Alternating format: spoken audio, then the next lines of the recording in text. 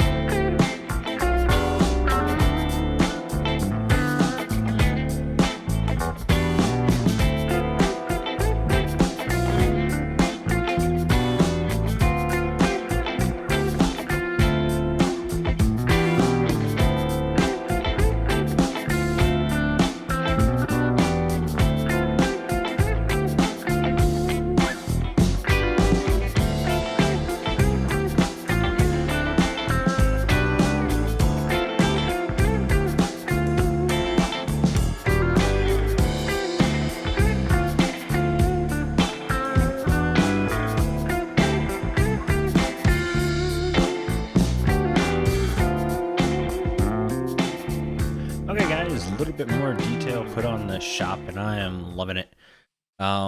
It's it's a very small shop, which is what I want, because spots are getting a little tight, and I decided to put it like right here in the middle where there was the most space.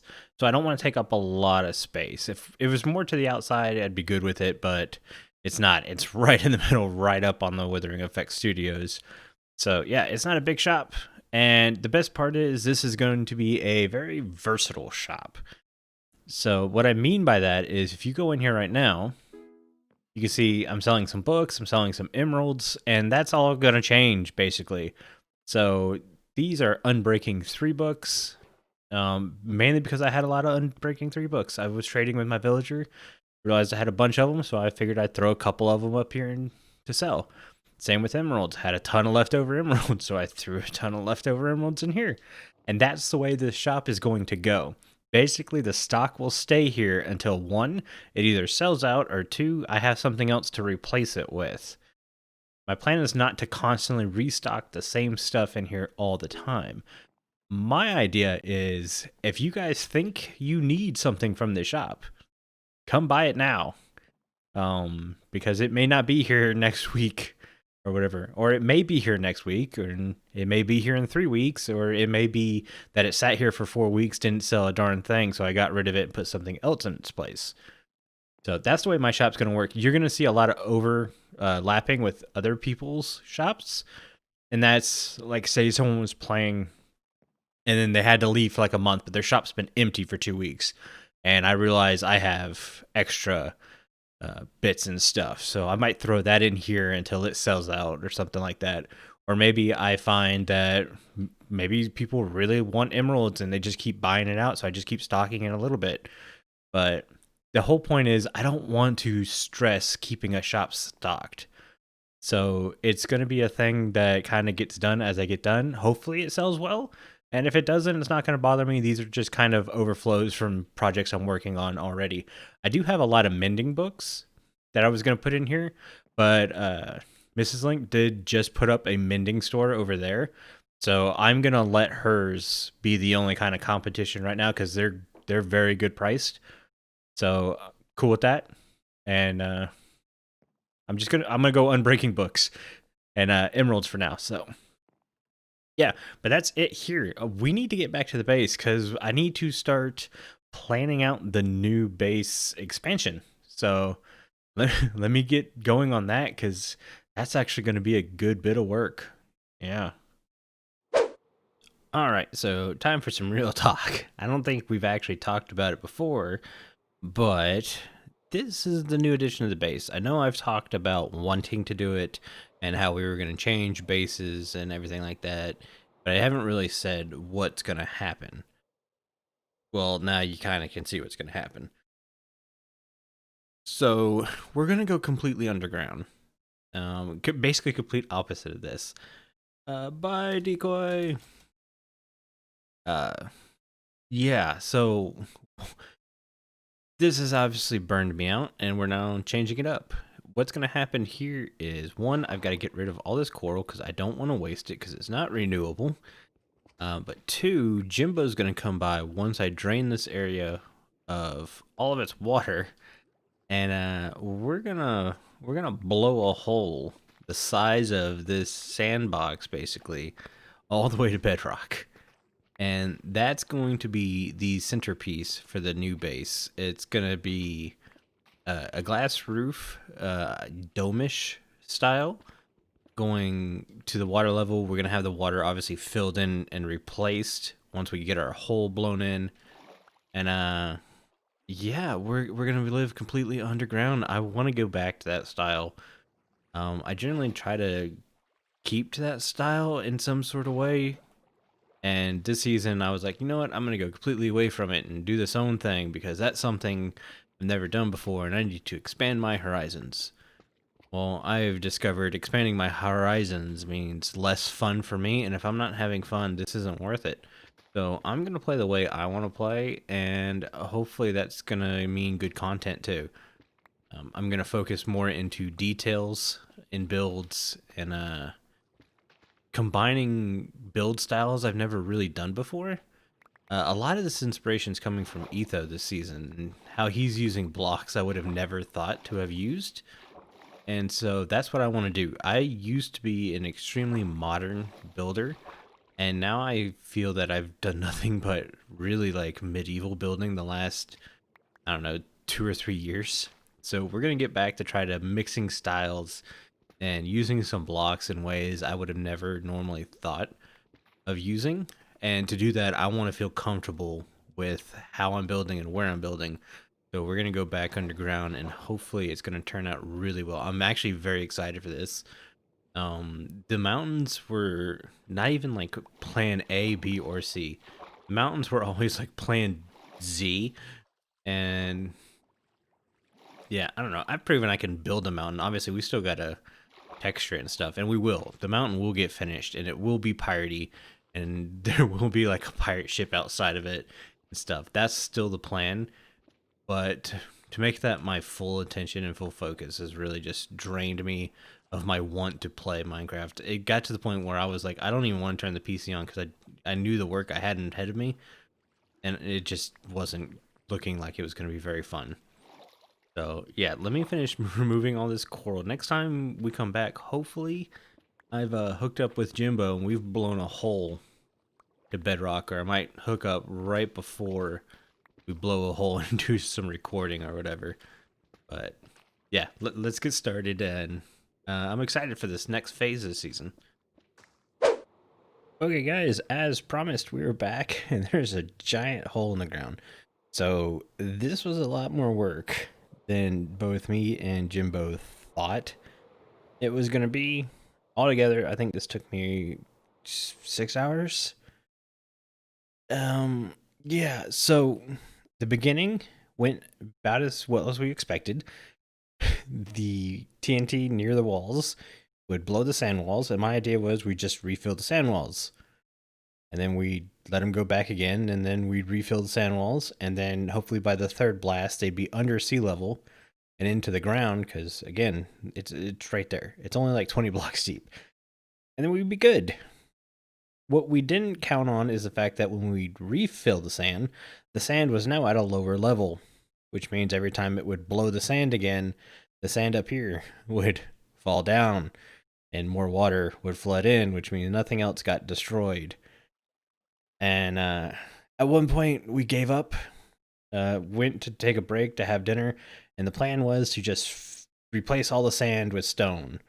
And I said, I have come too far to do that. So I basically just ran all of them at the same time, and whenever it would break, I'd jump in and I'd patch it with stone as fast as I could while these guys were running. So the chance of me being blown up was fairly high. There was a bit of a time lapse, but the footage got corrupted. It's the first time I've ever had footage corrupt. So yeah, that's why it just jumped back. I did plan on having a time lapse of all this, but yeah, sorry. If you guys don't know how it works, this is how basically it goes. Jimbo set this up so I could run each one individually, because obviously we have walls to work. And the way I got it done, I just said, send it. Forget about how rough this is going to be. The only way I was going to get this hole dug was to just absolutely pound through this not concrete, but stone and cobble and all that mess. The plan really wasn't to go all the way down to bedrock and clear that much out, but we did. Now, the hard part's getting ready to come. I've got to clean a lot of this out because it's just spawnal spots. You can see it on the way back is when it does its TNT burst. And I mean, we're in bedrock now, so nothing that thing can do is really going to hurt what we've got going on now. And it's stopped. But yeah, so I've got to clean this out. A lot of spawnable dead spots that we don't want around right now. I need to figure out how the dome's going to go. These corners, like these sharp corners, aren't going to be there. It's going to be rounded. So this is going to have to be filled back in a bit. And I'm not sure how exactly I'm going to do that yet. Obviously, I'm going to need a ton of glass.